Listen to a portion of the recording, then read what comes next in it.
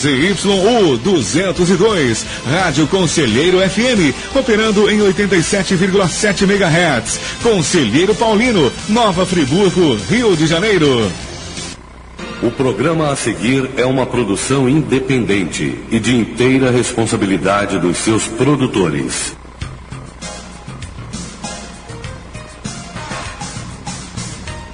Olá, boa tarde, tudo bem? Sejam todos muito bem-vindos e você está comigo, Suri Maurer, em mais uma edição do programa Opinião Pública e juntamente com o professor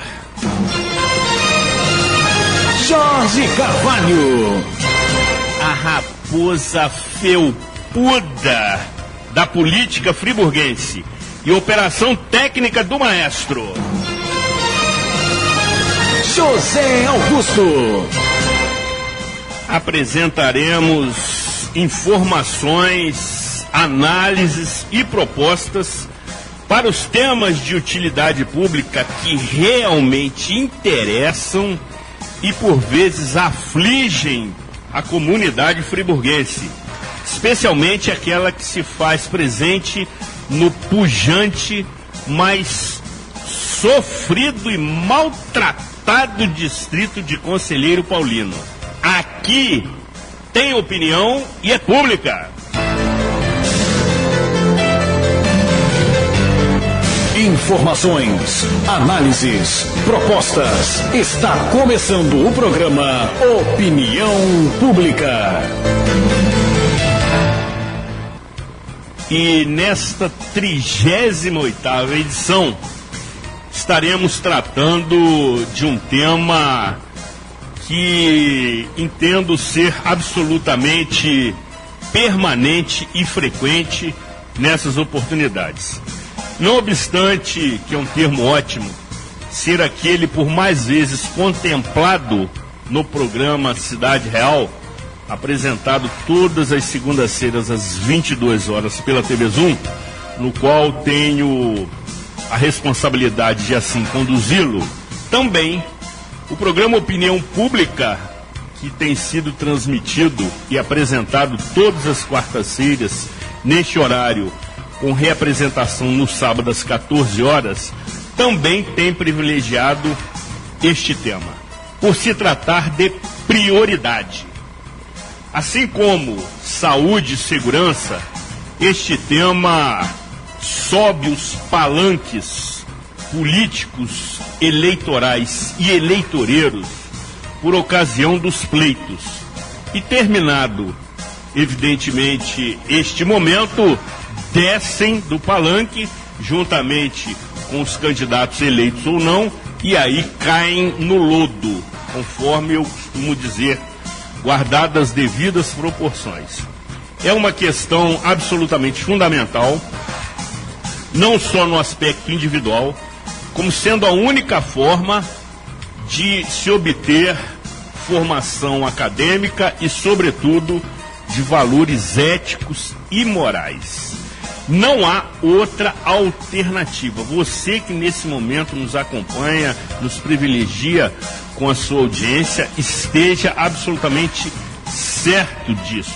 A não ser os atalhos que alguns decidem percorrer, mas que tem um fim muito rápido, como estamos observando no nosso país, a educação é a única ferramenta capaz de promover esta transformação, inclusive a nível nacional. O nosso país, que tem a quinta maior extensão territorial e é considerado a 8ª economia mundial, ainda padece sob esse aspecto.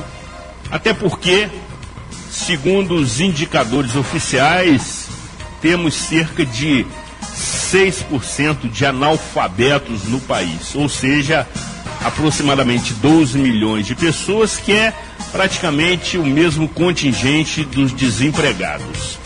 É um índice que nos envergonha, que nos entristece e, sobretudo, nos mostra que esta situação indigna sequer é contemplada pelas ditas autoridades. Ou seja, o tema é absolutamente abrangente, multidisciplinar. Temos observado, inclusive, uma sucessão de atropelos no Ministério da Educação, que vive um período de crise quase que interminável,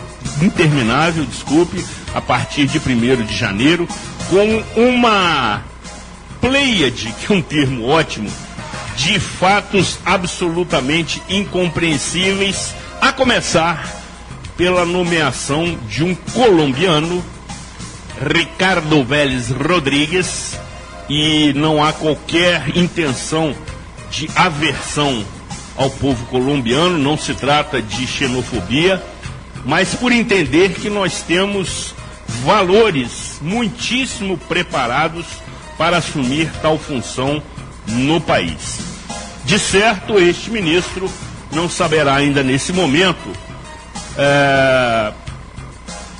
apresentar ou enunciar o nome dos 26 estados e suas respectivas capitais. Além disso, fatos trágicos nos surpreendem a cada momento, como recentemente o que aconteceu em uma escola estadual no município de Suzano, em São Paulo. Ou seja, é um setor que está abandonado, maltratado, a exemplo do nosso distrito, e está sendo cada vez mais dilapidado. E como o nosso ilustríssimo convidado nos informou recentemente, nos últimos 3 anos houve uma perda de aproximadamente 30 bilhões de reais no setor. Ou seja, me parece que a educação no país está agonizando. E sendo assim, nós contamos nesta edição, que eu considero especialíssima, com a presença de um ilustríssimo convidado que todos conhecem. É professor, pedagogo, administrador escolar, orientador educacional, pós-graduado em educação, autor de 27 livros, abordando assuntos educacionais, formação de professores, filosofia da educação e didática, e palestrante com mais de 2.300 palestras proferidas nos últimos 25 anos de sua brilhante carreira e produzindo 9 DVDs educativos. Exerceu por 2 vezes o cargo de conselheiro do Conselho Municipal de Educação de Nova Friburgo, do Estado do Rio de Janeiro, sendo seu vice-presidente e presidente. Foi conselheiro do CEDERJ, Conselho Estadual de Educação do Estado do Rio de Janeiro, e secretário de Educação do município de Nova Friburgo, sendo representante do Estado na Undime Nacional. Colabora com a Universidade Cândido Mendes e pertence à Academia Friburguense de Letras. Sendo assim, professor Jorge, após esse preâmbulo, que é um termo ótimo, isto posto, queremos ouvi-lo e mais. Nesta edição especial, quero lhe conceder o privilégio de anunciar o nosso convidado. Uma honra muito grande. Boa tarde, Zuri, boa tarde, Gutinho, boa tarde a nossa imensa audiência. Como diz você, no sofrido, mas esperançoso distrito de Conselheiro Paulino, é uma honra muito grande receber a visita do meu amigo, cuja amizade eu, ao chegar aqui, já coloquei que ela remonta a mais de um século. Mais de um século? E depois ele vai explicar isso. Seja muito bem-vindo, meu amigo de muitas datas, de longas datas, de grandes jornadas, de grandes trabalhos que realizamos em prol da educação, e que eu já começo fazendo um convite. Eu faço convite ao professor Hamilton Werneck para que faça o prefácio do meu livro, que nós estamos concluindo, que para mim será uma honra. Sensacional! Para a nossa história, a história de nossas famílias, eu tenho certeza que vamos mexer com esses velhos todos aí. Boa tarde, amigo. Sensacional! Boa tarde, Jorge. Ótimo Boa convite. Tarde, ouvintes. Boa tarde, professor. Realmente o Jorge fala aí que são mais de 100 anos, é verdade. Lá no município de Duas Barras, o velho Camilo Cacheiro, há mais de 100 anos, foi muito amigo do meu avô. Depois, anos à frente, o Jorge não era nascido, os pais dele não eram casados, e o meu pai tornou-se amigo do pai dele. E aí foi até o final da vida, e quando meu pai podia vir a Friburgo e andar pelas ruas de Friburgo, ele não perdia a oportunidade de fazer a visita ao Jorge. Quer dizer, ele resolvia as coisas que tinha que fazer, mas tinha que ir lá à rua Santo Inácio para fazer aquela casa à direita de quem entra, uma casa cinza, que tinha uma escadinha, né? Número 58. Número 58. Então, já foi a segunda geração. Mais à frente, no magistério, com quem que eu encontro? Jorge Luiz Ribeiro de Carvalho, neto do Camilo, já era a terceira geração. E outra coisa curiosa, que foi o Jorge, o De Luca, o falecido José Maria De Luca, grande amigo, e eu nos tornamos amigos, os nossos pais eram amigos, e os nossos filhos, sem saberem dessa história, tornaram-se amigos. Então são 4 gerações, são mais de 100 anos que rola esse relacionamento, não é? Entre famílias diferentes, em municípios diferentes, não é? Em épocas bem diferentes, idades diferentes. E eu acho que isso, Jorge, é uma característica que Friburgo ao longo dos anos vem perdendo. É verdade. Vem perdendo. De modo que fazer um prefácio de um livro seu vai ser uma grande honra. Quero fazer o prefácio, está no lançamento.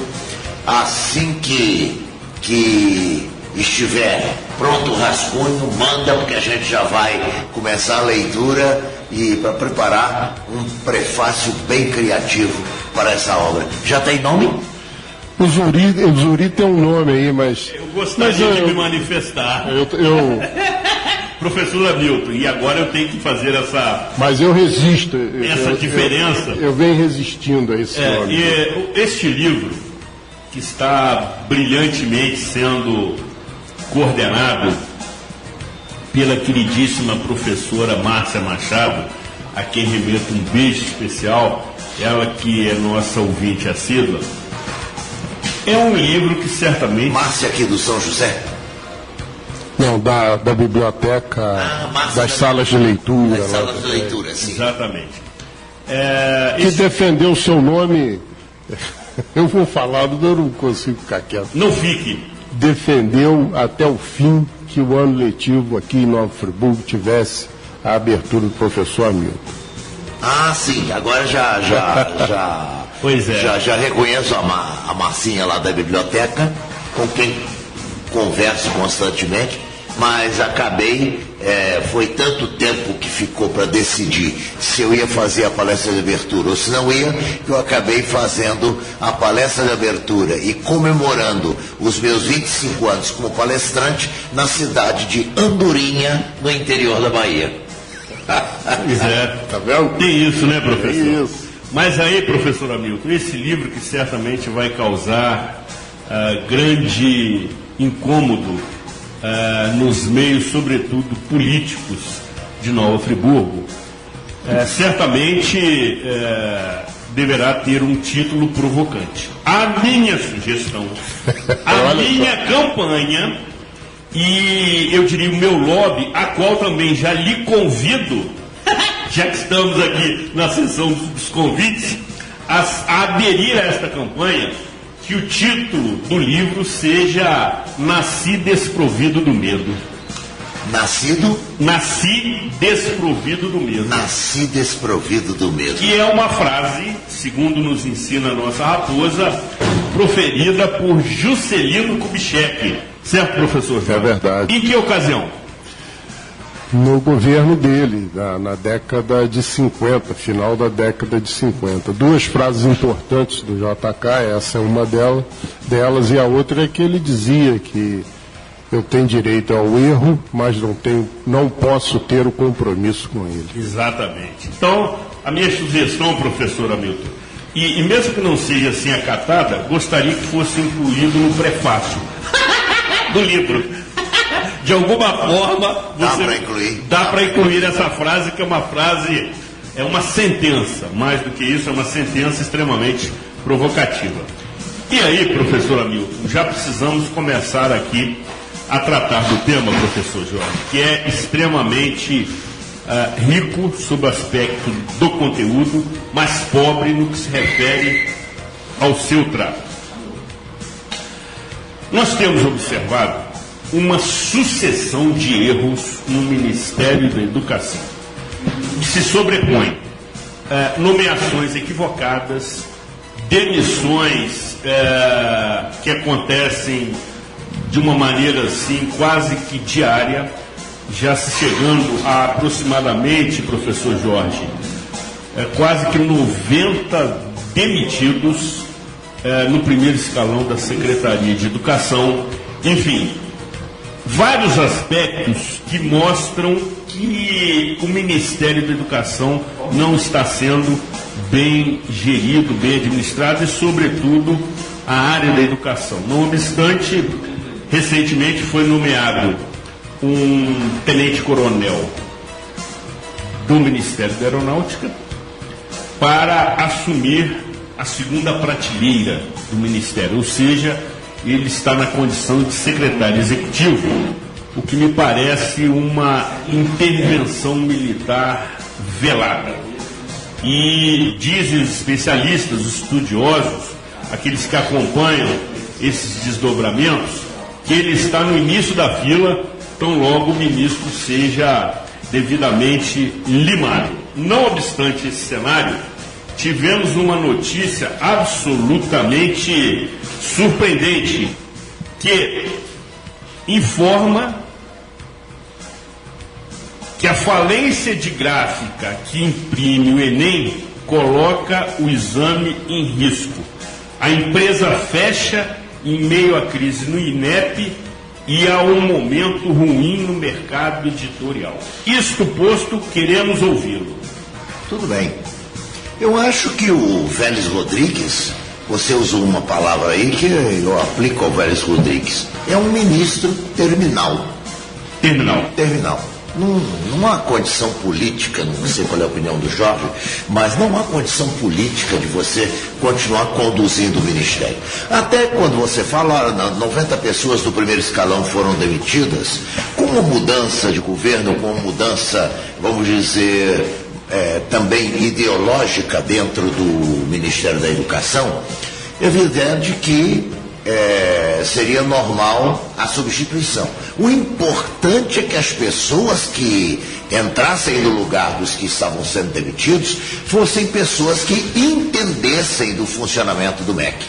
Nós tivemos muitas mudanças, saiu o Cristóvão Buarque, entrou não sei quem, depois teve o Tarso Genro, depois veio o Haddad, enfim, nós tivemos 2 ministros de longo curso. Um deles foi o Paulo Renato nos 8 anos do Fernando Henrique, e outro foi o Haddad, que atravessou vários mandatos aí do PT, com Lula,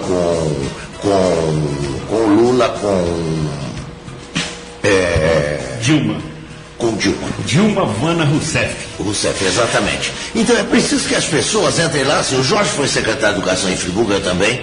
O que aconteceu? Quando nós entramos, tanto ele quanto eu, houve mudança na secretaria? Houve. Agora, as pessoas que foram colocadas na secretaria e nos cargos de confiança do secretário e do prefeito eram pessoas que conheciam aquele setor da secretaria. Porque um secretário, seja ele do município, do estado ou da União, ele não carrega uma secretaria, um ministério nas costas. Certamente. Exatamente, Hamilton está coberto de razões. O presidente foi muito infeliz na escolha do ministro, que prova que ele não tem programa educacional nenhum. Eu venho dizendo aqui no programa que o presidente Bolsonaro ele foi eleito não pelos méritos dele, mas sim para afastar aquilo que o povo não queria mais que acontecesse. Hamilton, fazendo uma pequena comparação, é o que aconteceu aqui em 2000 com a eleição da Saudade Braga. O povo não queria mais o Paulo Azevedo. Não elegeu a Saudade até porque a atuação parlamentar dela foi sofrível. Ela, como vereadora, nunca apresentou um projeto de lei, nunca apresentou nada de positivo para a cidade. Mas ela representava, naquele momento, a voz do povo contra o governo municipal. E o Bolsonaro soube fazer esse discurso. Certamente. E como aconteceu no Brasil, como as pessoas estavam muito preocupadas e não estavam entendendo o governo Kubitschek, muitos não queriam a ida da capital para Brasília. Exatamente. Então, o voto no Jânio Quadros foi um voto, na realidade, contra o que era a ideia do juscelinismo. Ou seja, aquela ideia de progresso, aquela ideia do plano de metas, a mudança da capital. Priorizar a administração, a indústria automobilística, a indústria que dá um salto bastante grande, embora tenha importado toda a sucata americana e toda a sucata europeia, mas o voto foi contra o Juscelino. Quando chegamos lá com o Collor, naquela época, claramente, o voto no Collor foi por medo do Lula. No momento em que o Lula conseguiu superar esse medo nacional em relação a ele se elege 2 vezes, embora no segundo turno das eleições. E o que acontece agora é que as pessoas, não querendo aquela política do segundo governo Lula e a política do primeiro governo Dilma, que ainda se mantinha no segundo mandato dela, as pessoas votaram em algo que derrubasse esse processo, derrubasse esse viés da política brasileira. Como acontece no estado do Rio de Janeiro com o governador Wilson Witzel, que também, do nada, surge no finalzinho do primeiro turno, ultrapassa os favoritos, vai para o segundo turno contra o Eduardo Paes e não ganhou por méritos dele. Ganhou pelas relações de Eduardo Paes com o grupo que hoje está na cadeia. Professor, você lembra que o ano passado, também conhecido como 2018, na época dessas eleições, nós fizemos programas aqui tratando dessas situações. E aí, chegamos à seguinte conclusão, professor Hamilton, que a população, indignada com os cenários, tanto estadual quanto federal, recorreu à toga e à farda, respectivamente, para as suas chefias dos poderes executivos. Exatamente. No Maranhão, Flávio Dino, que já era governador, foi eleito no primeiro turno, derrubando toda a tradição da família Sarney. Inclusive não conseguiram eleger nem o senador o Zequinha Sarney pelo Maranhão.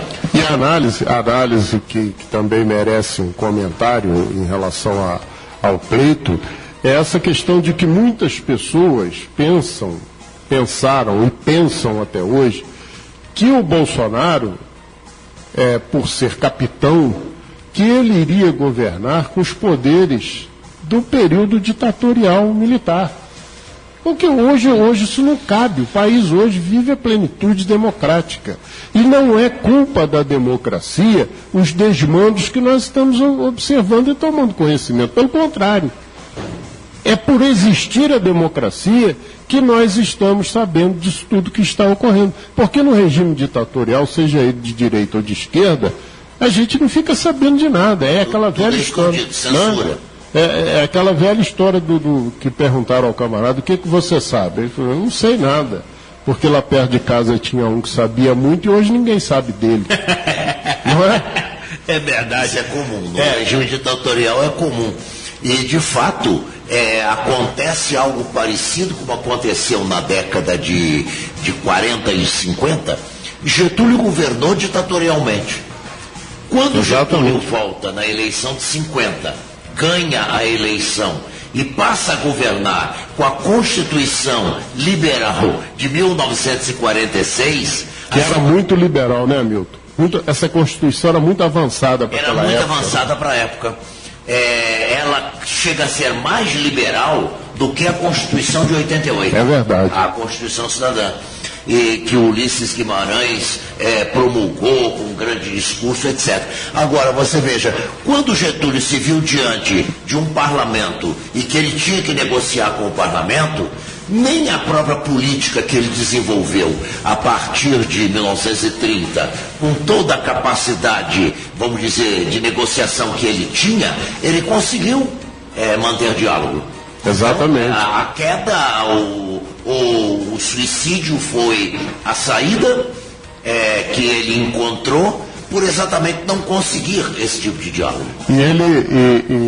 E o governo Getúlio, esse governo democrático de 50 até 54, foi uma crise só. Sim, sim. Não é? Apesar dos avanços e das ações do governo, como a criação da Petrobras, que foi um Deus nos acuda. Foi em 1953. Não é? A Eletrobras e outras ações do governo, ele sofria uma oposição com uma imprensa livre.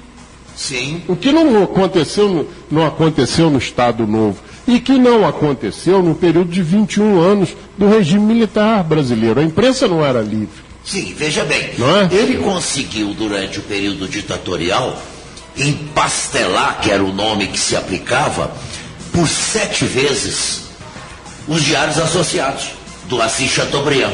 Exatamente. Empastelar é quando aquele grupo entrava na redação e quebrava tudo. Quebrava máquina, quebrava impressora, quebrava telefone, quebrava tudo. Prendia o chefe da redação. Isso ele não podia fazer mais, então ele teria que aguentar toda a força dos diários associados que se colocavam contra ele. E não podia empastelar. E a bancada de música da UDN, chefiada pelo Carlos Lacerda, que era um exímio orador, um homem que sabia manipular as massas, né? Que tinha um jornal de um certo prestígio no Rio de Janeiro, que era a Tribuna da Imprensa, e o Getúlio então cria com Samuel Weiner, chama o Samuel Weiner, que na verdade o Samuel foi, através dos diários associados, quem o buscou lá na fazenda.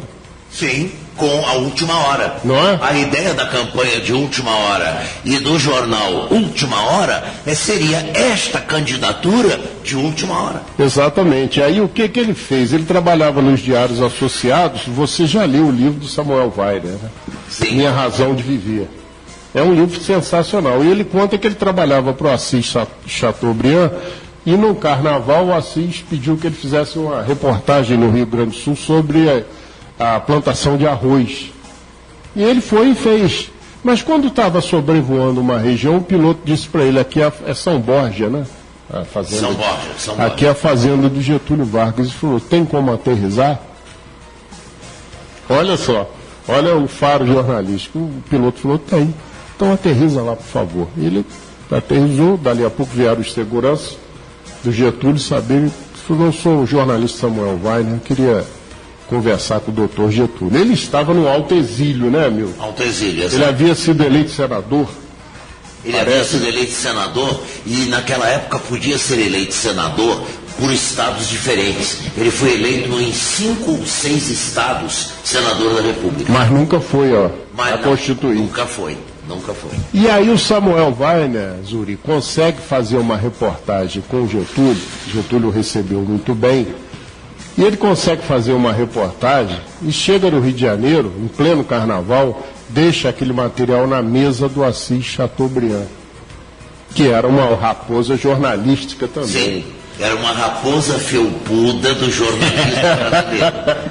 E o Assis Chateaubriand percebe ali que a revista O Cruzeiro ia estourar as vendas com aquela matéria.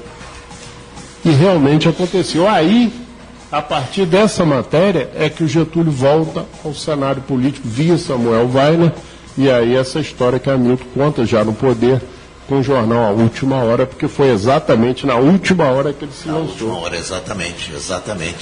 E o Assis Chateaubriand permaneceu, quer dizer, com grande força na imprensa brasileira.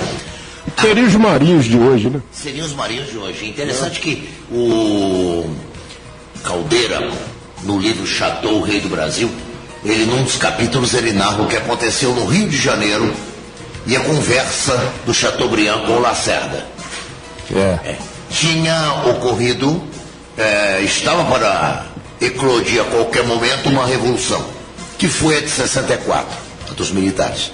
Então, a polícia do Lacerda prendeu um cubano no Rio de Janeiro e achavam que ele era espião do Fidel Castro. Havia aquele momento brasileiro, todo mundo de olho arregalado, a cubanização do Brasil e por aí afora.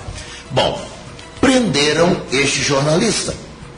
O jornalista preso disse assim: vocês estão completamente enganados. Eu não apoio Fidel Castro, eu não apoio Che Guevara, eu resido nos Estados Unidos, eu estou aqui por uma instituição americana para fazer um acordo jornalístico com a família Marinho. E aí, o que acontece? A polícia solta este cubano, imediatamente dão conta disso ao Lacerda, que era o governador, e o Lacerda procura o Assis Chateaubriand e diz assim: olha, o cubano que nós prendemos não apoia o Fidel Castro, é funcionário do grupo Time Life americano que está fazendo um acordo que nós não sabíamos com o Roberto Marinho e a família Marinho, o jornal O Globo, e depois vem a TV Globo, que é de 64, etc. E diz o Fernando Caldeira que o Assis Chateaubriand virou-se para ele e disse: Lacerda, é o nosso fim. O grande poder da imprensa internacional não confia mais nos diários associados. Vai confiar nesse novo grupo que aí está. Caro ouvinte, embora talvez você esteja estranhando, eu que sou bastante eloquente aqui nas minhas apresentações, mas hoje, por motivos óbvios, diante de tanta sabedoria, me coloco aqui na condição de mero aluno, embora tenha sido, de fato, apenas de um deles, de professor Hamilton, durante 7 anos. E aqui você no colégio falou em aluno, eu recebi aqui um recadinho. Sim. Um recadinho da Anique Medeiros Gonçalves, que eu nunca deixo de esquecer. E ela também não me esquece. É uma aluna que formou-se no Colégio Anchieta em 1992. Foi também aluna do Jorge Foi bem aluna, um abraço para ela. Em matemática. Um grande abraço, Anique. Muito obrigado pela sua amizade que vem de muitos anos. Uma aluna que não esquece o seu antigo professor. Certamente. Os professores. Os professores, Os professores são inesquecíveis na nossa formação, sobretudo moral, e não tive esse privilégio de ser aluno do professor Jorge Luiz Ribeiro de Carvalho, sendo a exceção da regra, o que confirma a própria regra, não é verdade? Mas durante 7 anos tive a oportunidade de conviver com o professor Hamilton Werneck no Colégio Anchieta. Retomando o feito à ordem, caros e ilustres professores, e de maneira a bem informar a nossa expressiva audiência, na realidade não se trata de um tenente-coronel, que é uma patente, sobretudo, do Exército e também da Polícia Militar. Trata-se de um tenente-brigadeiro. E veja, professor Hamilton, é o 4º nome anunciado em 3 meses. Veja e ouçam para nosso espanto. Desocupado nos últimos dias, o cargo de secretário executivo do Ministério da Educação foi preenchido por Ricardo Machado Vieira. A nomeação foi publicada recentemente na edição do dia 29 de março do Diário Oficial da União. Ricardo era assessor especial da presidência do Fundo Nacional de Desenvolvimento da Educação, FNDE, desde fevereiro de 2019. Ele é militar, segundo seu currículo, é tenente brigadeiro e já ocupou o posto de chefe do Estado-Maior da Aeronáutica. Em 3 meses de gestão, é a 4ª vez que o governo anuncia um nome para o cargo de número 2 do MEC. Luiz Antônio Tosi permaneceu no posto até o dia 12 de março, quando foi demitido em um ato de reestruturação promovido pelo ministro Vélez. E ainda, professor Hamilton e Jorge, acrescento neste cenário das demissões que recentemente, em audiência pública em uma comissão da Câmara dos Deputados, o possante ministro da Educação, Ricardo Vélez Rodrigues, disse que o ex-presidente, agora sim considerado, do Instituto Nacional de Estudos e Pesquisas Educacionais, Anísio Teixeira, foi exonerado, quer dizer, o ex-presidente Marcos Vinícius Rodrigues, o instituto que tem o nome de Anísio Teixeira, foi exonerado porque puxou o tapete ao mudar de forma abrupta entendimento do Ministério. Vélez foi à Comissão de Educação da Câmara para prestar esclarecimentos sobre estes atos da pasta. Queremos ouvi-lo. A questão do Ministério da Educação, eu acho que ela se prende hoje a uma disputa no governo Bolsonaro entre o grupo de patentes militares que ocupam vários ministérios e um senhor que não mora no Brasil, já morou, chamado Olavo de Carvalho. Exatamente.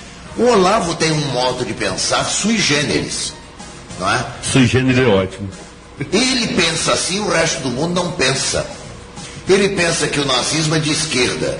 O governo Bolsonaro repete. Ele pensa na contramão, né? Ele pensa completamente na contramão. Já chegou a afirmar que a Terra é plana. Aí fizeram uma grande charge. Colocaram a Terra plana, como se fosse uma espécie de bandeja, e criam a ideia de como que os dinossauros desapareceram. Eles foram jogados para o espaço. Veio um meteoro, bateu naquela terra plana, evidentemente ela se desequilibrou e deu um peteleco no dinossauro, e os dinossauros entraram em órbita e sumiram da Terra. E ele, tem uma chave também, tem uma piada sobre ele que diz que chama o planeta Terra porque é plano. Como é que é? O planeta Terra? Porque é plano. Porque é plano. É Terra porque é plano. Planeta vem de plano. Zuri, Zé Augusto, Jorge, você sabe que esse Olavo de Carvalho e que esse Vélez Rodrigues tem alguma raiz com Nova Friburgo? Sabia disso? Será? Reza a lenda aí. Ó, reza a lenda. Reza a lenda hoje é com o professor Milton. Exatamente. E mais. Que isso? E mais, vou dizer uma coisa. Diga. Só não pode ser meu parente. Não é seu parente. Não é seu parente. Nós vamos agora, na década de 60, entrar na Faculdade de Filosofia do Colégio Anchieta e vamos encontrar ali um professor de metafísica e um professor de lógica chamado Stanislavs Ladozans. Não confundam com o Stanis, que foi aqui vigário até nessa igreja da Reta de Conselheiro, parece que Imaculada Conceição. Exatamente. Não tem nada que ver. No Jardim do Preto. Este padre jesuíta, nascido na Letônia. A Letônia que foi invadida pelo nazismo e depois invadida por Stalin, que põe para fora o nazismo. O Ladozans veio para o Brasil fugindo daquele conflito todo da Segunda Guerra Mundial. Formado em filosofia, o que ele fez? Mandaram para Friburgo. Os jesuítas mandaram para cá, porque aqui ele poderia aprender português e dar aula de filosofia. Acontece que a família dele na Letônia foi perseguida pelo nazismo e depois perseguida pelo stalinismo. Então ele odiava o Stalin porque mandou a família para a Sibéria. A mãe dele morreu num gulag na Sibéria. Então é perfeitamente compreensível a atitude dele e a força dele contra, por exemplo, o stalinismo e o marxismo-stalinista. Bom, Lázaro, no entanto, era um homem altamente conservador. E como conservador, ele não tinha entre os jovens que faziam filosofia naquela época, eu entre eles, que não aceitavam totalmente as ideias dele. E existia o padre Lima Vaz, que era uma visão mais avançada, mais progressista, nesta mesma faculdade de filosofia. Os jesuítas, na época, eles tiraram desta faculdade os dois extremos. O padre Vaz, que era o progressista, e tiraram o Lázaro. Para onde mandaram o Lázaro? Que foi meu professor de metafísica e foi meu professor de lógica. Mandaram para a PUC do Rio de Janeiro. E o Lázaro, sem ter o que fazer, sem ter aulas de filosofia para dar, o Lázaro criou na PUC do Rio de Janeiro, e no Rio de Janeiro, um grupo chamado Sociedade Brasileira de Filósofos Católicos, que tinham um objetivo. Primeiro, formar pessoas numa linha filosófica que não contemplasse o marxismo, nem a escola pós-marxista de Frankfurt.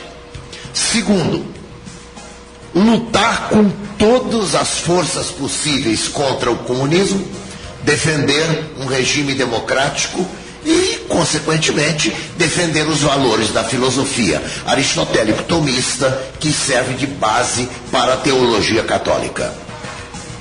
E quem é que vai parar neste grupo? Sociedade Brasileira de Filósofos Católicos, o senhor Olavo de Carvalho, que na década de 70 leva para lá um colombiano que chegou ao Brasil, que tinha mentalidade trotskista, deixou a Colômbia e veio para o Brasil, foi cooptado pelo Olavo e levado para lá. Esse grupo era formado em grande parte pelos alunos dos jesuítas que deixavam a ordem religiosa. E formou-se então a Sociedade Brasileira de Filósofos Católicos. Acontece que no nosso grupo, dos que não continuaram entre os jesuítas e que saíram, e que não quiseram entrar no grupo do Lázaro, nós criamos um apelido para esta Sociedade Brasileira de Filósofos Católicos. Nós apelidamos de Sobra Fica. Se sobrava da Companhia de Jesus, ficava no grupo do Lázaro. Essa era a maneira pejorativa com que nós tratávamos este grupo. Eu me lembro, o Lázaro me convidou para ir para este grupo, e eu não quis ter desavenças com o meu professor de metafísica e meu professor de lógica. Disse a ele que tinha muito trabalho em Nova Friburgo e que não podia frequentar as reuniões no Rio de Janeiro. Mas é aí, deste grupo, que surge a mentalidade do atual ministro da Educação e do Olavo de Carvalho. Essa mentalidade, mesmo que o Vélez Rodrigues tenha trabalhado e dado aula no Estado-Maior das Forças Armadas, os militares não pensam assim.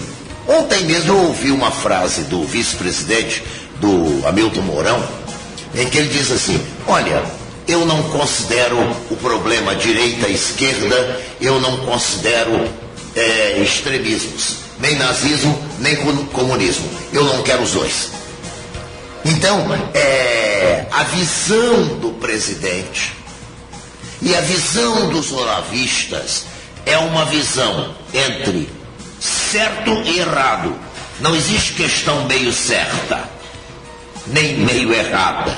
É tudo ou nada. Não é? Ou é bom, o que não é bom é ruim. Ou ao bem ou ao mal. E os militares não pensam assim. Então você veja, quando o Brasil falou, não vamos passar a embaixada para Israel, logo o Hamilton Mourão disse assim: isso é um caso para se pensar no futuro. Mas já o ministro das Relações Exteriores quer que vá para Jerusalém. Ele não pensa que as relações exteriores existem para justamente ajudar a ajustar a economia para quem você vende e de quem você compra. Não é uma questão nem ideológica, nem religiosa. Fazer uma pergunta aqui mais política dentro desses primeiros momentos do governo Bolsonaro.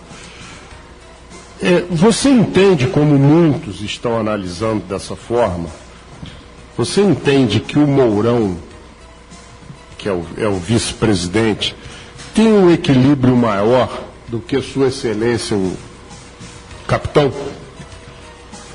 Pelo que a gente vê em todas as reportagens, nos pronunciamentos do Mourão, ele se apresenta como muito mais equilibrado e com coisas muito curiosas. No momento em que em Lima se faz uma reunião de países da América do Sul para conversar sobre a questão da Venezuela, quem deveria ir lá? O ministro das Relações Exteriores. Sem dúvida. Mas o nosso ministro Araújo das Relações Exteriores, ele defende a invasão. Ele defende uma invasão da Venezuela. Então o que o governo fez? Mandou para lá o Hamilton Mourão, que é um general o que conhece?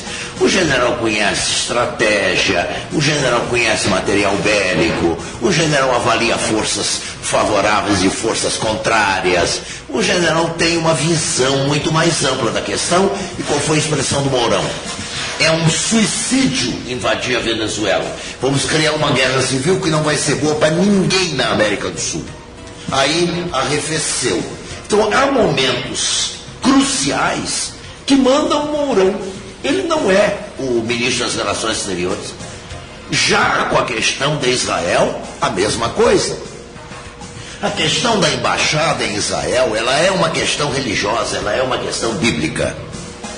E como o Bolsonaro foi eleito com uma grande força de votos evangélicos, ele, para dar uma certa satisfação, o que ele disse? Nós vamos trazer empresas de Israel para dessalinizar as águas e vamos cuidar do Nordeste. Para quê? Já temos a transposição do Rio São Francisco, o Exército Brasileiro já faz a dessalinização e a Embrapa também. Então nós não temos essa necessidade. Outra, vem aí uma equipe de Israel para salvar ou encontrar corpos em Brumadinho. Voltou em uma semana. Por quê? Eles não estão acostumados a lidar com lama, nem com a quantidade de água. Eles estão acostumados a lidar com terra seca, estão acostumados a lidar com areia, com escombros de guerra. Não era o caso ali. Em uma semana, voltaram. E não acharam nada. E não, eu acho que conseguiram encontrar um corpo, uma coisa assim. Os bombeiros mineiros estão fazendo coisa muito melhor. Tanto assim é que foram enviados agora para Moçambique. Exatamente. Agora, além disso, há um outro detalhe. Se você for a um dos capítulos do Apocalipse, de João Evangelista, você vai encontrar exatamente o seguinte: a segunda vinda de Cristo ocorreria quando a capital de Israel voltasse a ser Jerusalém. E muitas pessoas de várias correntes evangélicas acham que você pode ajudar a antecipar a segunda vinda de Cristo, ajudando o quê? A afirmar Jerusalém como capital. Então isso tem uma ressonância no ouvido evangélico maior do que no ouvido católico. Por quê? Assim como Roma fala mais forte aos católicos, a Palestina, os lugares sagrados, bíblicos do Oriente Médio de Israel, falam muito mais perto do ouvido evangélico. As excursões dos evangélicos vão quase sempre para a Palestina, para Israel. Não vão para Roma. Não vão para Roma. Agora ainda há um detalhe. Quando você então fala que vai levar a embaixada para Israel, você dá satisfação a um grupo de eleitor, mas cria um problema internacional. Foi aí que o Mourão entrou e disse, respondendo ao Jorge, é uma questão para o futuro. E nesta visita, o que o presidente Bolsonaro faz? Eu vou abrir um escritório comercial. A embaixada é para depois. Quer dizer, estão chegando... E já se fala em que precisamos fazer uma visita a vários países árabes. Ou seja, o voto que entrou na urna não é o voto que saiu da urna. Com o voto que entrou na urna, não se governa o país. Então, há duas vozes no governo. Uma voz assustada, que é a do presidente, e uma voz moderada do vice-presidente. O presidente tem dificuldade com a imprensa, o vice-presidente vem se apresentando e vem sendo considerado o queridinho da imprensa. Nada melhor para um general aplaudir. Agora, Zuri, rapidamente... Eu preciso interromper a aula, professor. Preciso interromper, até porque a nossa pauta aqui tem sido extremamente rica, porque já falamos de educação, de política, de religião, ou seja, o professor Hamilton está nos proporcionando aqui profundas reflexões sobre esses aspectos. Mas você, professor Jorge, retornará, evidentemente, fazendo também as suas intervenções aqui na nossa conversa extremamente produtível e saudável. Diga não às drogas. Ouça a nossa rádio. Você está ouvindo o programa Opinião Pública.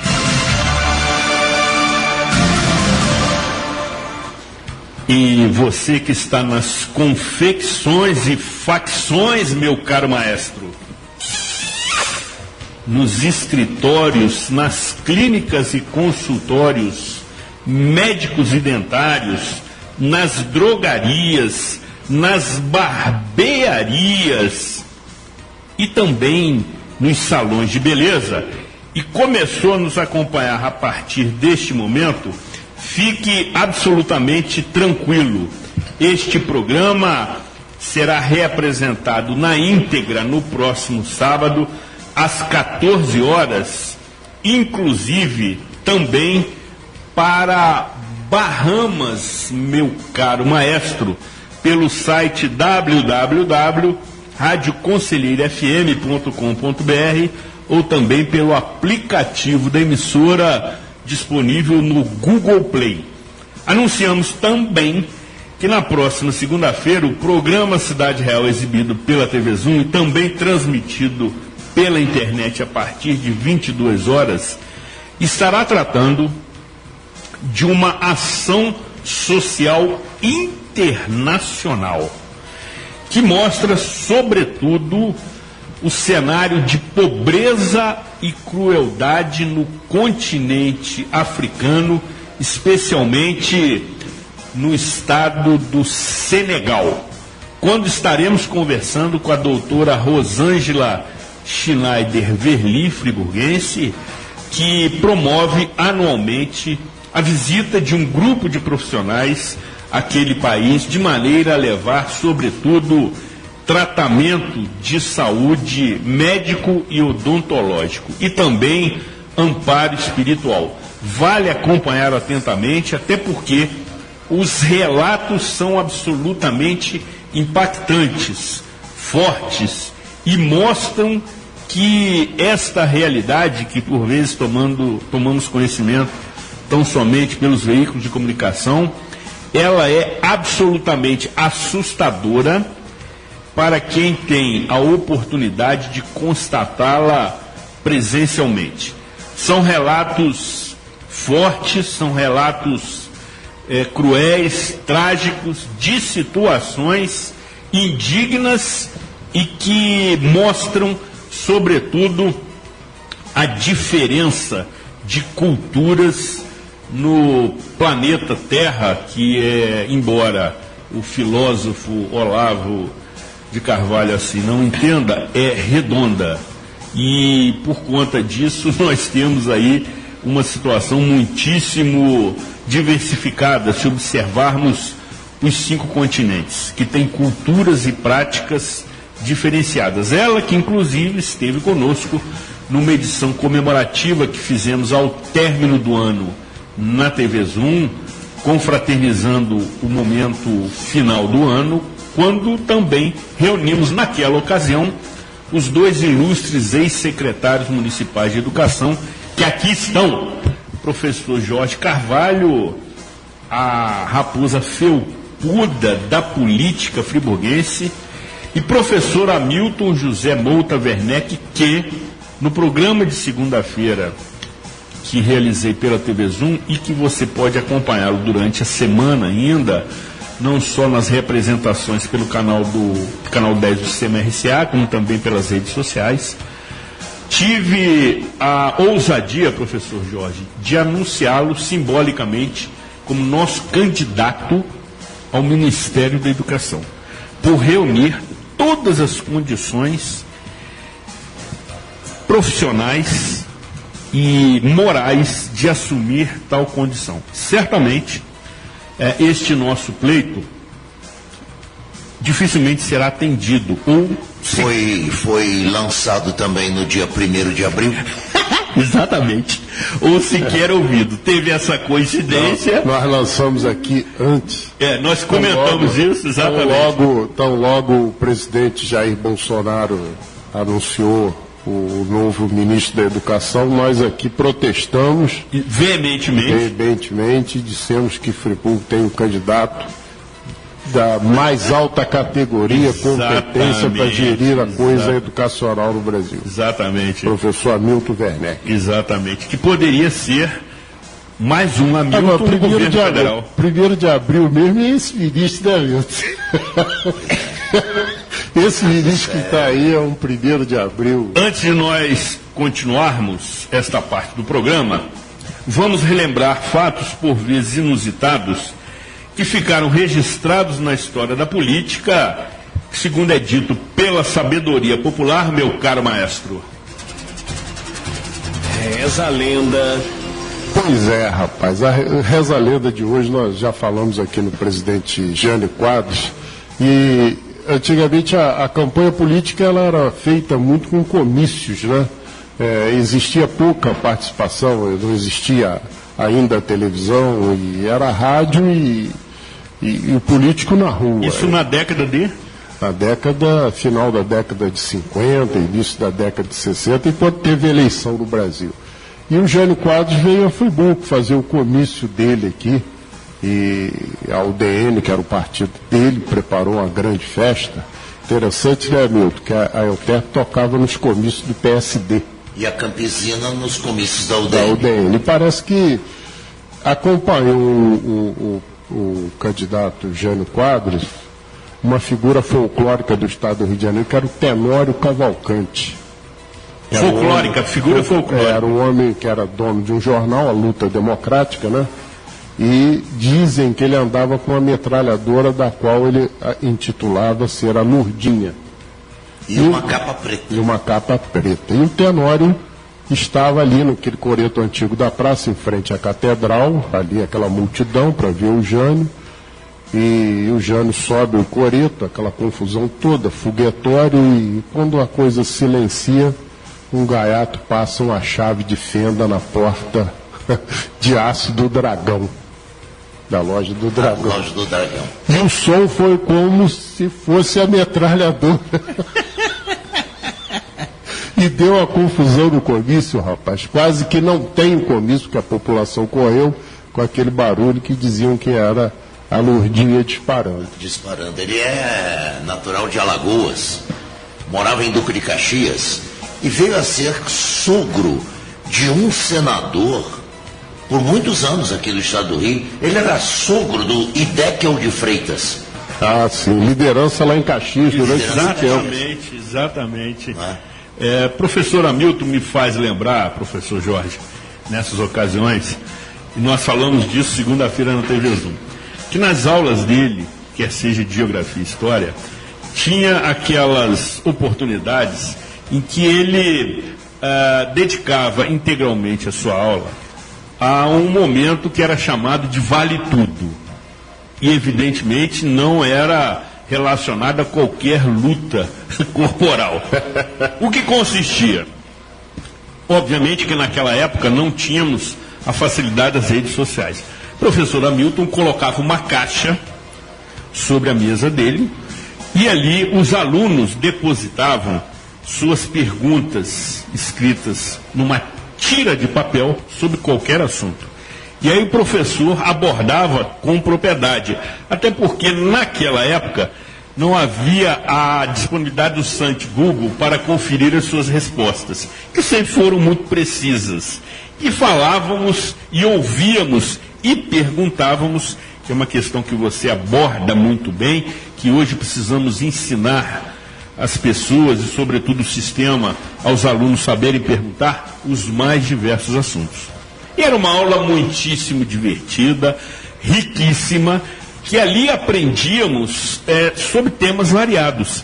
E mesmo assim, o professor Hamilton, segunda-feira, quando esteve comigo na TV Zoom, declarou ser alvo de críticas por promover aulas desse tipo. Muitas vezes outros professores, a direção do colégio e tudo mais diziam, não, o dia que ele faz isso ele não quer dar aula. E era a aula mais cansativa que tinha, não é? E também disse no programa da segunda-feira que como enfrentar um quadro desse, que eu lia 2 revistas, a National Geographic, que chegava raramente ao Brasil, mas chegava, e hoje é até canal de televisão, e eu lia uma revista que assinava, que era Correio da Unesco, produzida nas gráficas da Fundação Getúlio Vargas, no Rio de Janeiro, ali em Botafogo. E essas revistas tratavam de assuntos muito atuais e prevendo questões de futuro. A Unesco, por exemplo, tinha artigos escritos por pessoas de todos os continentes. Então a visão não era uma visão somente brasileira, ou da imprensa do Rio de Janeiro, ou de alguma conotação político-partidária do Brasil ou da América do Sul, né? Agora, o que eu antecipei em um quarto de século, pelo menos, se não 30 anos, uma atividade para ensinar o aluno a fazer perguntas. Exatamente. Porque quando a pergunta que eu lia não dava para entender, eu às vezes fazia o seguinte: bom, essa pergunta está assim, mas desse jeito não dá para você responder, você não sabe o que a pessoa está perguntando. Se fosse de outro jeito, um pouquinho diferente, daria, escrevia no quadro, etc. Porque a escola, até hoje, ela está ensinando os alunos a dar resposta, mas não está ensinando a fazer pergunta. E fazer pergunta é mais importante do que dar resposta. É mais importante? É mais importante porque a resposta você encontra. Então, com as redes sociais, com o santo Google, como você falou aí, tudo bem. Agora, saber fazer a pergunta, essa é a questão principal. Então, por exemplo, eu um dia conversava com um funcionário da Petrobras, friburguense, o Maurício Monerá de Oliveira, cuja família residiu durante muito tempo na Avenida Euterpe. Os pais já são falecidos, não é? Mas o Maurício foi fazer um doutorado na Inglaterra, justamente como geofísico da Petrobras. Ele trabalhou no Amazonas, lá em Tefé, depois ele voltou, depois ele foi fazer o doutorado. Ele disse o seguinte, eu falei, Maurício, qual é exatamente a sua função? Ele diz, é dizer onde deve ser feita a perfuração. Toda a quantidade de dados que eu tenho sobre o solo, o subsolo e tudo mais, tudo isso é coisa que eu preciso saber, mas, por fim, a pergunta final é essa, doutor, onde perfurar? E ele então indica no mapa as coordenadas, não é? A latitude, a longitude, é neste ponto aqui que você vai perfurar. Então, a pergunta é mais importante, porque conforme a pergunta você tem a resposta. Conforme a pergunta, um meio de comunicação social não consegue entender o que você está querendo. Professor Jorge, em matemática, a solução de um problema começa pelo seu enunciado. Exatamente. O aluno que tem dificuldade de interpretar um texto, ele geralmente tem dificuldade em matemática, em física, em química, porque ele não sabe arrumar os dados. Ele não sabe quais são as informações que ele recebeu e o que aquele problema está pedindo para ele chegar. Ele não consegue montar essa estrutura. A equação. Ele não consegue montar essa estrutura para encontrar o caminho da solução. Então, daí a leitura ser muito importante. Muitas das vezes os alunos, né, Milton, reclamam da leitura extensiva, da interpretação de texto, mas isso é fundamental. Se você não tiver essa visão, você vai ter dificuldade em tudo. Sim. Daí a alfabetização ser fundamental a qualidade dela. Hamilton foi secretário de Educação, eu fui também, e nós enfrentávamos uma situação muito difícil. Eu enfrentei até mais do que ele, porque depois a prefeitura criou um sistema que facilitava bastante. Mas o aluno era alfabetizado e quando ele chegava na primeira série, ele parava, né, Hamilton? Os índices que você me ajudou, quando eu fui secretário, a analisar isso, eram estarrecedores. 60% dos alunos que completavam a alfabetização não chegavam à segunda série. Evasão escolar. Não, foi mal alfabetizado. Dificuldade, então, no aprendizado. Exato. Aí Hamilton pegou isso lá na frente, esse reflexo, depois nós conseguimos equacionar, melhorou bem, mas foi refletir quando ele foi secretário de Educação. E aí fazia o seguinte, todo o trabalho, nós tínhamos 125 professores alfabetizadores e tínhamos 125 professores na primeira série. Então o que fazia? Todo o trabalho de formação de professor alfabetizador, os do primeiro ano, compareciam também. Para não dizer, isto é problema do alfabetizador. Que um jogava para o outro. Empurra. Isso aqui você deveria ter resolvido no ano passado. Exatamente. Você não pode fazer mais isso. Você agora sabe como é que vai resolver, então aqueles pequenos problemas que o aluno vem trazendo, você corrige também no primeiro ano. Você corrige no segundo ano. Porque é tal coisa, nós 4 aqui, no final do programa, seguramente nós vamos ter enriquecido o nosso vocabulário. Certamente. Em 2, 3, 4 Conhecimento. Exatamente. Por falar nisso, professor, rapidamente. Aí só concluindo aqui. Conclua, professor Jorge. Dentro dessa situação, o que aconteceu? O Hamilton pegou uma quantidade de alunos, ele como secretário, que a idade não batia com a série. O menino estava com uma idade avançada para a série que ele estava. Aí ele criou dentro da secretaria o programa de aceleração da aprendizagem, que era porque um menino de 12 anos, ele não pode estar na mesma sala de aula do garoto de 8, 9 anos. Até porque o professor dá aula para o de 8 anos. Exatamente. Então, ele criou esse programa, essa modalidade, que eles hoje falam que é uma modalidade, né, nosso tempo para programa, e deu a coordenação ao professor, saudoso professor Délio Abib Sarruf. Que foi a São Paulo com outros colegas, fez um curso no Instituto Ayrton Senna. Isso. E eu provei ao prefeito, o curso é caro, mas nós não vamos ter que mandar para São Paulo a equipe toda. Vai um grupo, faz o curso e repassa o curso aqui em Friburgo. Olha, o material didático era tão instigante que nós tivemos casos engraçadíssimos de famílias procurarem as escolas do município para pedir para o aluno sair da série regular e ir para a aceleração, porque o livro era mais bonito, as figuras eram mais bonitas, era mais atraente e ele poderia acabar o curso. Mas eu falei, não, senhor, não é assim. Ele consegue acelerar porque ele tem uma maturidade maior. O de 8 anos, de 9 anos, não tem a maturidade desse que tem 13, que tem 14. Agora, uma das causas de evasão é exatamente isso. O professor dá aula para o de 8, esse de 13 anos fica completamente desmotivado, e diz para o professor e para o diretor que não aguenta mais e vai embora e evade. E aí você já me provoca na seguinte questão, mas antes você quer reiterar um pedido à sua queridíssima aluna.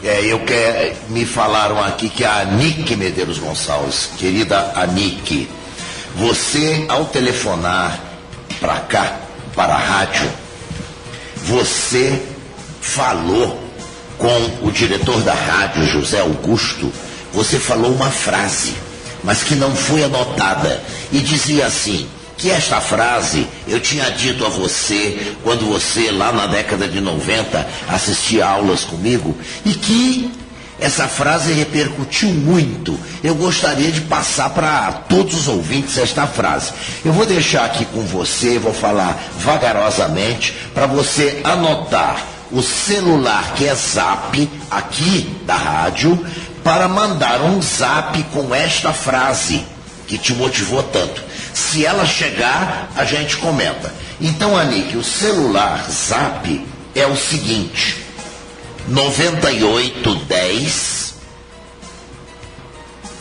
74 808.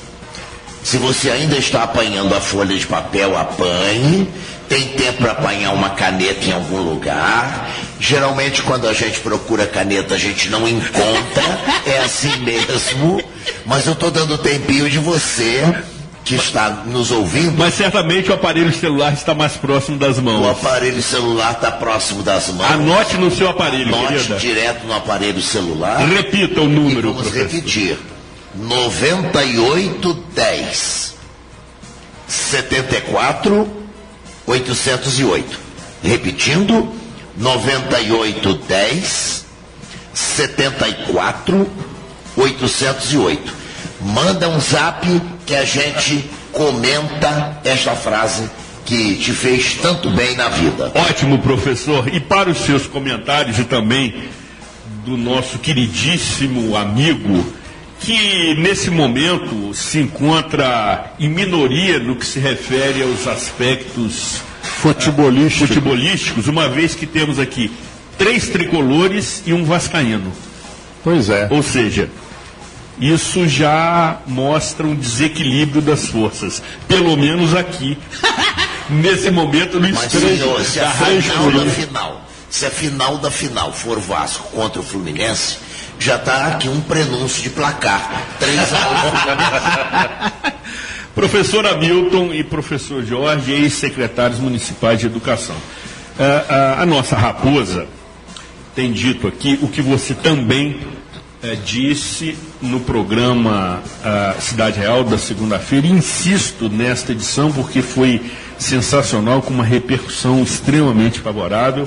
Você ainda pode assisti-lo no site da TV Zoom ou baixando o aplicativo da emissora, e aí terá essa sua possibilidade facilitada. Que nós temos o seguinte cenário para análise de ambos: escolas do século XIX, professores do século XX e alunos do século XXI.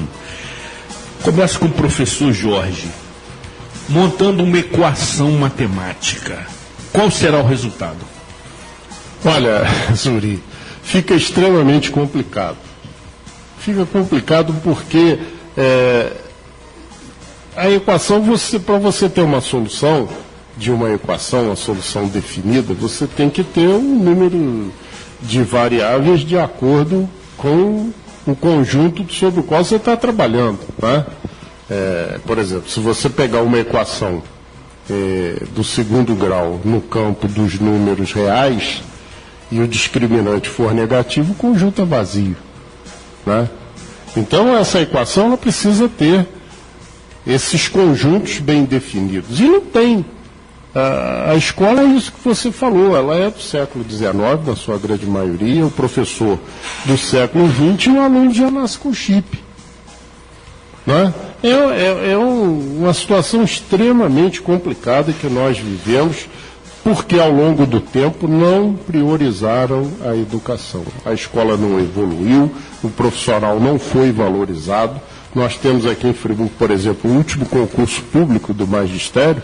O professor candidato a assumir a matemática no segundo segmento do ensino fundamental para 16 tempos, ele entrava, o salário inicial dele, Hamilton, de R$ 1.016. Salário, professor? Isso no estado, né? Aqui no município. No município. No município. O último concurso público, o edital dizia isso.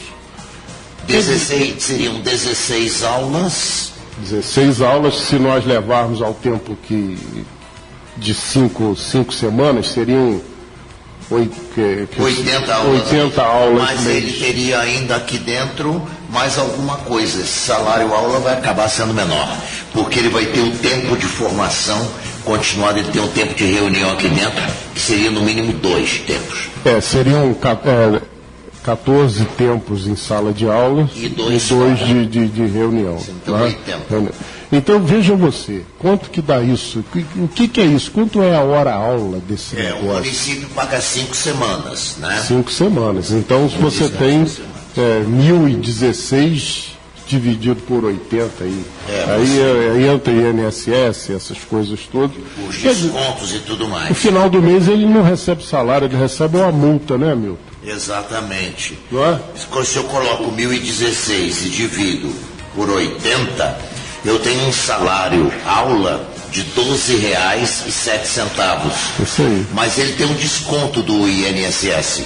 Ele tem, com os descontos todos, esse salário aqui mal encosta ou ultrapassa R$10. Uma hora aula.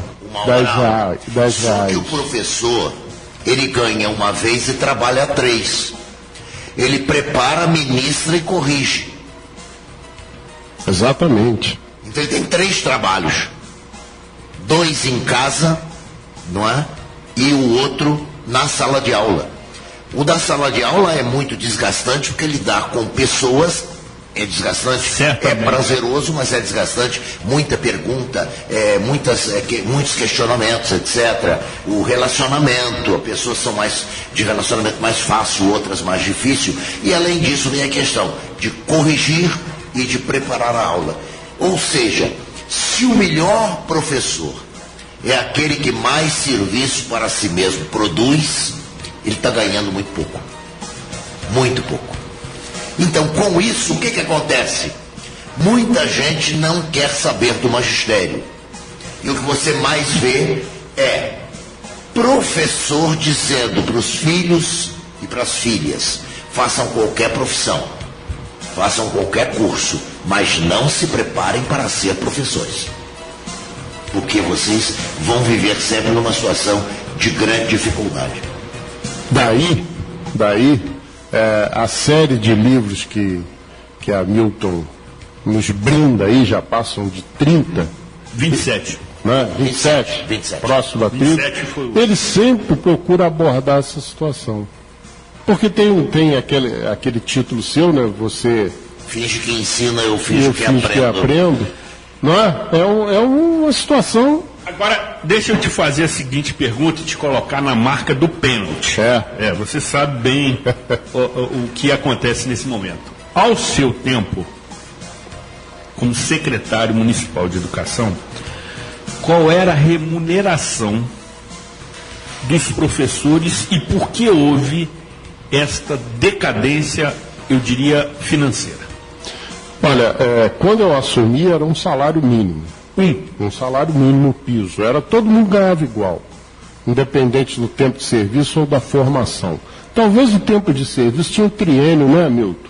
Tinha triênios, depois quinquênio. Difícil acesso, tinha uns penduricalhos. Difícil acesso, 20% para quem tinha diploma de licenciatura, 20% para docência, 20% para o difícil acesso que eu já falei. Eu vou calcular aqui, do meu tempo quanto é que dava o salário, que era fácil, porque naquela época o real estava ao par com o dólar.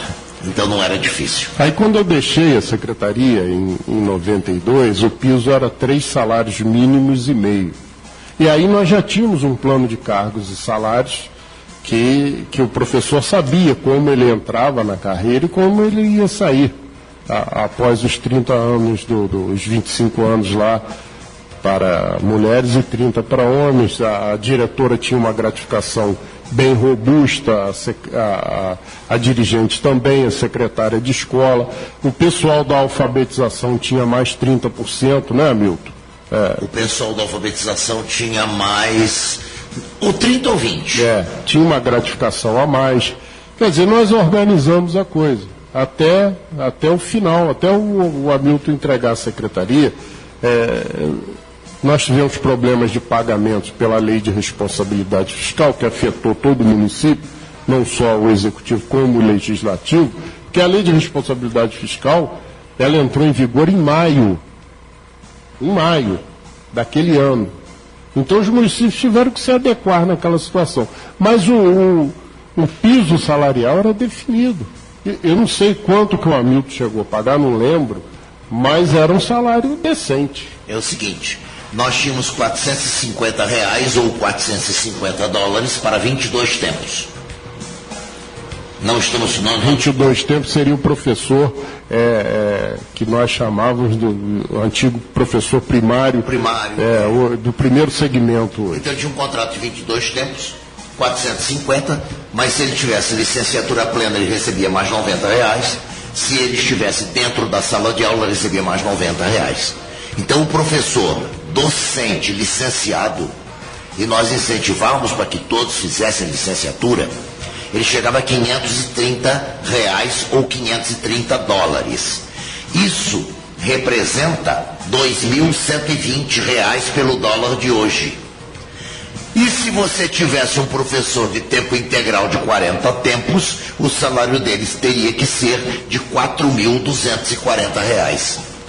Ou, se ele trabalha meia carga, teria que ser de 2.120 brutos. Isso para ter o mesmo padrão de comparação com 1998, 99, por aí assim.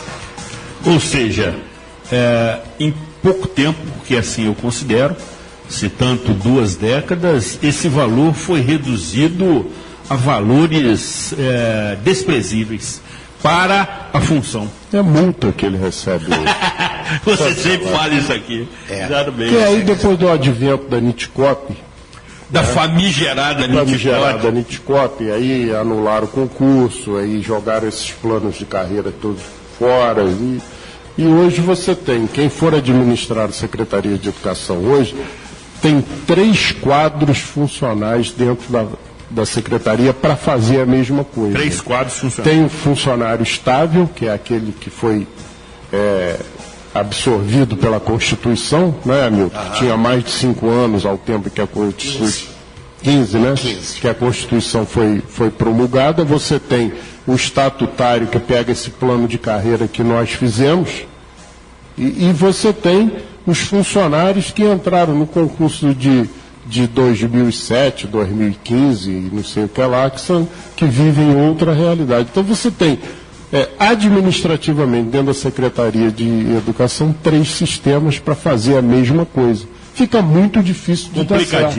Complicadíssimo. Nós precisamos fazer mais um intervalo e retornaremos certamente com esta aula que estamos oferecendo aos nossos fiéis ouvintes, tendo aqui a presença de 2 professores e ex-secretários municipais de educação. Estamos apresentando o programa Opinião Pública. Diga não às drogas. Ouça a nossa rádio. Você está ouvindo o programa Opinião Pública.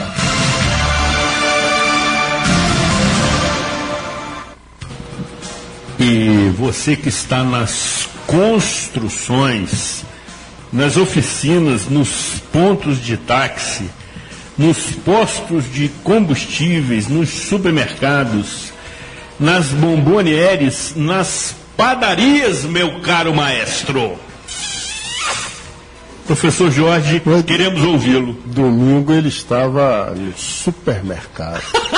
Aí eu fiquei, sei lá, rapaz, Gutinho, Eu fiquei espantado. Eu estou cercado por amigos. Ele circulava e observava dentro do supermercado. Sensacional. E aí você me abordou. Tá mudando as áreas. E me chamou a atenção. Você falou, não é aqui. Seu local é na padaria.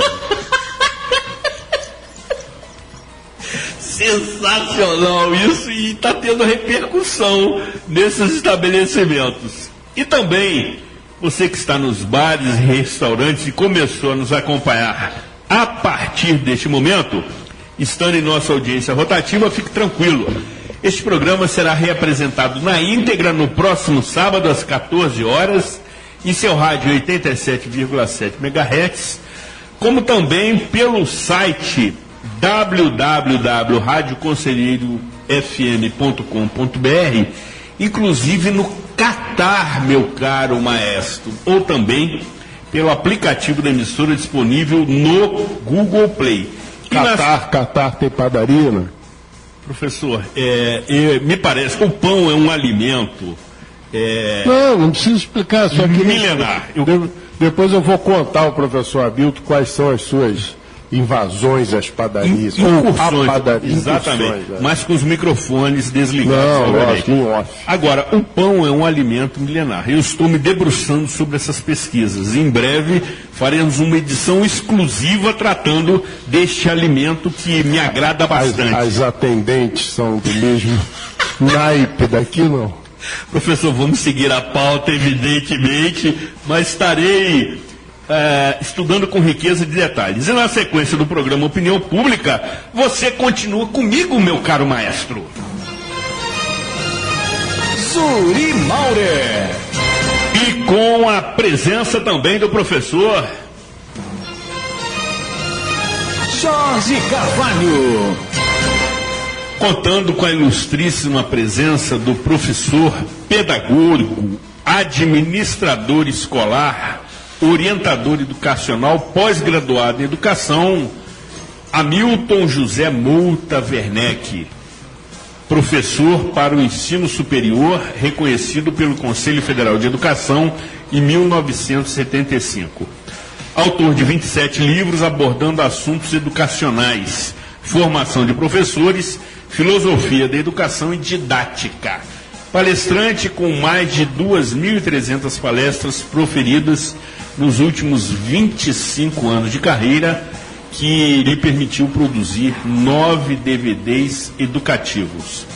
Exerceu por 2 vezes o cargo de conselheiro do Conselho Municipal de Educação de Nova Friburgo, no estado do Rio de Janeiro, obviamente, sendo seu vice-presidente e presidente.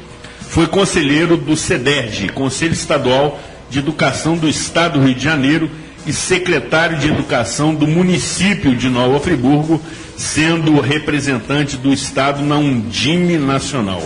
Colabora com a Universidade Cândido Mendes e pertence à Academia Friburguense de Letras, e neste momento está nos concedendo o privilégio de compartilhar das suas sempre competentes e gabaritadas reflexões. E aí, professor Hamilton, já estamos na reta final, nos restam aqui pouquíssimo tempo, mas queremos ouvi-lo rapidamente sobre esse recente ataque acontecido na Escola Estadual Professor Raul Brasil, em Suzano, na Grande São Paulo. Segundo o Instituto Sou da Paz, desde 2002, ao menos 8 escolas brasileiras sofreram atentados em que alunos ou ex-alunos armados abriram fogo contra estudantes e funcionários. As ações deixaram um total de 28 mortos e 41 feridos. Você aborda que nós tivemos aí 8 escolas entre 2002 e 2019. Exatamente. Só em 2019, nos Estados Unidos, você teve 19 ataques. Só este ano? Só este ano. No ano passado? No ano passado foram mais de 100. Você disse isso no programa do TV. Foram mais de 100. Então o que se percebe? Estamos procurando ensinar com tecnologia e estamos esquecendo de trabalhar a educação da sensibilidade. As pessoas não respeitam os outros, as pessoas banalizam a vida. Exatamente. Há uns anos atrás, eu tenho afirmado isso. Há uns anos atrás, dizia-se na cidade do Recife, na Praia da Boa Viagem, que pessoas matavam um gay por R$20. A banalização chegou a esse ponto. Então, por que o aluno toma essa decisão? São várias as razões. Primeiro, porque existe uma divulgação de violência através das redes sociais, uma disseminação de violência através de músicas, através de filmes. E há um perigo também grande que tanto aquele que lida com a mídia, falada, escrita, televisada, quanto as pessoas que ocupam cargos de relevância, cargos de gestão, cargos políticos, essas pessoas precisam tomar muito cuidado com o que falam e com os gestos que fazem. Muito bom. Porque no momento em que você, com autoridade, investido de uma autoridade, você diz mirar na cabeça de um indivíduo e atirar, mesmo que ele seja um malfeitor, você tem que tomar cuidado com a repercussão disso lá na ponta do bairro. O que isso pode gerar, o que pode causar. Então, não é com mais violência que nós vamos acabar com a violência. Então, quando você se deixa fotografar portando uma arma ou mostrando que sabe atirar, isso não tem valor para a paz. Tem valor para a guerra e tem valor para vender arma. Que no Brasil está um pouco difícil, porque não há grana, não há dinheiro para comprar arma, que é coisa muito cara. Né? Agora, o perigo de uma autoridade, quando ela, através do gesto, através da palavra, através da foto, através da imagem, ele usa um elemento capaz de ser considerado violento, ele desperta o paranoico. O paranoico, então, que quer ter projeção e vê que a violência tem projeção, ele pratica violência esperando ter projeção. E aí, pelos seus poucos minutos de fama, ele mata 10, 15, 20 pessoas, porque muitas vezes as armas que usa são armas de alto poder. E o pior é que tudo isso pode ser apreendido, pode ser comprado, pode ser acessado via redes sociais. Então a sociedade precisa ter uma ampla conferência consigo mesma no mundo para saber como que realmente vai lidar com todo este complexo fabricante de arma. Porque onde acontece mais esse tipo de violência? Onde existe arma. Exatamente. E facilmente vendida, facilmente comprável. Sobretudo pela internet. Professor Jorge. Eu agradeço aqui ao professor Hamilton, eu acabo de receber aqui sua mais nova obra literária, Desaprender, Reaprender e Desobedecer. E dentro do que o professor acaba de explanar aí, essa situação toda, a posição da família é fundamental, não é? E eu vou tirar um trechinho aqui, final da página 90, se você permitir, amigo. Ao lado disso, é preciso analisar o fator familiar que, quanto mais ausente, mais transfere suas decisões para o poder público. Professor Hamilton vai comentar esta obra rapidamente, que tem esse título: Desaprender, Reaprender e Desobedecer. Qual é a mensagem proposta? É essa. Temos uma urgente necessidade de desaprender. O que faz parte do nosso corpo de conhecimento pode estar superado. E se estiver superado, eu tenho que desaprender isto para aprender outra coisa. A nossa sobrevivência, a sobrevivência da humanidade, exige esse reaprender. Hoje, além do simples respirar e comer, a gente tem que pensar na dignidade da vida e temos que reaprender a viver e a conviver para termos essa dignidade. Senão eu volto lá no conceito grego do zoé e do bios. O zoé é o seguinte: você está respirando? Parabéns, está vivo. Você está se alimentando? Ótimo. Vai continuar vivendo. Vai continuar vivendo. Se eu, inclusive, conseguir colocar um projeto ao estilo Minha Casa Minha Vida, ou Minha Casa Melhor, você vai viver um pouquinho melhor. Mas só que isso tudo está num nível, que é o nível da sobrevivência, o nível da zoé. O bios depende do exercício da cidadania, depende de você ter uma convivência saudável, depende de você ter uma convivência segura. E esse foi o ponto que falhou no governo anterior. Professor Hamilton, é uma obra sensacional, é a sua 27ª obra literária, caminho da 30ª. E professor Jorge, eu que tenho lhe sugerido o título do seu livro, tenho sugerido ao professor Hamilton que até a 30ª obra ele escreva e publique uma que narre a sua saga de palestras por quase 600 municípios do território nacional. São momentos absolutamente sensacionais, inclusive alguns pitorescos. E em outra oportunidade, o professor Hamilton voltará para fazer essa narrativa, mas mostra a diversidade do nosso continente. E ele narra coisas que interessantes que acontecem por esse país continental em termos de educação. Exatamente. Que não é só causa e tragédia. Exatamente. Professor Hamilton, aquele ouvinte, aquela ouvinte, sobretudo ligado à área da educação, como pode adquirir a sua 20ª obra literária? Esta 27ª obra literária, você pode entrar no meu site. O meu site é o meu nome. Portanto, hamiltonwerneck.com.br. Repita. hamiltonwerneck.com.br. Quando você entrar no site, você vai ter lá, inclusive, o meu celular. Este celular é Zap. Se você não quiser, por exemplo, seguir a orientação de compra que está na página Como Adquirir, você pode me passar uma mensagem que eu te oriento e o livro vai chegar à sua residência pelo correio. É muito simples. Muito simples, e o valor é muitíssimo acessível.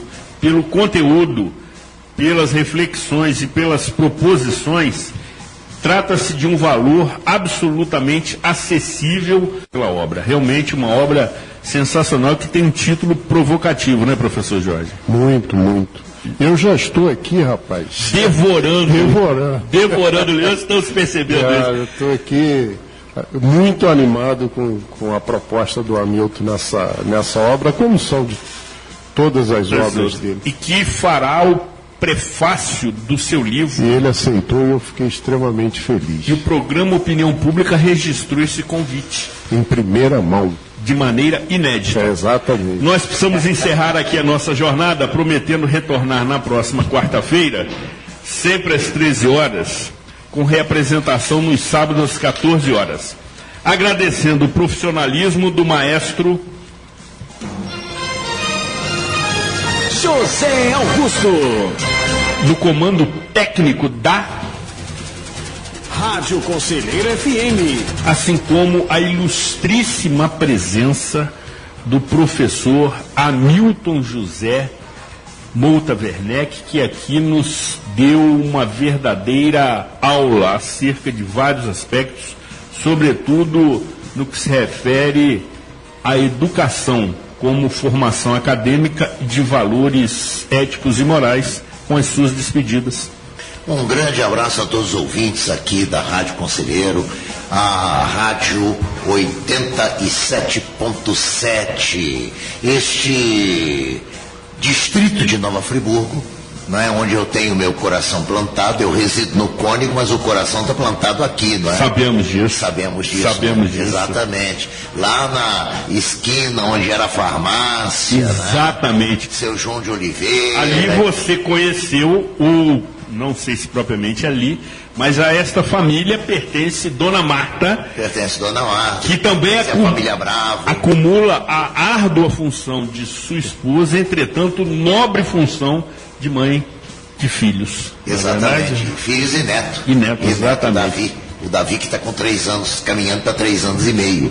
Mas um grande abraço a todos os amigos aqui de Conselheiro Paulino, a todos aqueles que lutam e continuam brilhando nesta parte do município, que é responsável por mais da metade de tudo que Friburgo produz. 54% do PIB municipal.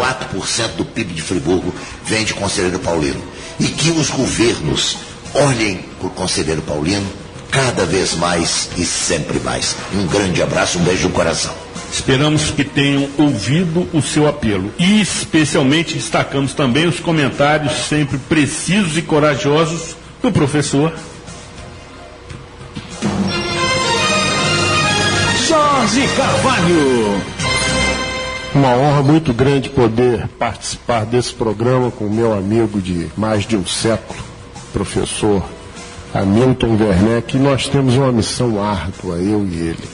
Agora nós temos que fazer Davi e Antonella serem amigos para dar continuidade. Quinta geração. Da quinta geração, bem lembrado. Abraço, até a próxima. E agradecemos especialmente sua motivadora audiência, nesta ocasião representada sobretudo por Dona Rosane Teles, que aniversariou na última quinta-feira, também conhecido como 28 de março. Ela tem uma figura doce, bastante amável, bastante solidária e companheira, e aí já me contenho nos elogios por motivos óbvios, não é, professor? E também, sobretudo, do nosso expressivo público feminino, meu caro maestro. Show de beijos, muito bom.